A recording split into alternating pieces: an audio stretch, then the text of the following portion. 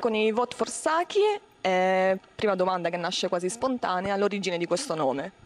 L'origine del nome, Vote for Saki, è un invito a seguire e ascoltare la nostra musica. Saki è la nostra musica, siamo noi, quindi Vote for Saki, seguiteci e votate per noi. C'è un appello, veloce, veloce, sì, un appello esattamente. È la prima volta che partecipate a Musicultura, vero? Sì, è la prima volta e l'abbiamo seguita quasi dall'inizio, quindi tutti gli anni da spettatori, e quindi siamo felicissimi di partecipare quest'anno per la prima volta.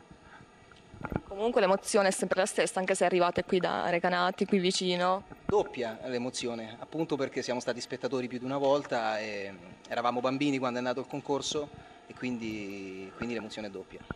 Le vostre origini musicali quali sono? Siamo una rock band e veniamo quindi da influenze rock, potrei elencarteli. Io nasco con i Led Zeppelin, è un po' il mio primo amore e devo dirlo. Poi comunque vengono Rolling Stones, Bowie, Lou Reed e una folta schiera.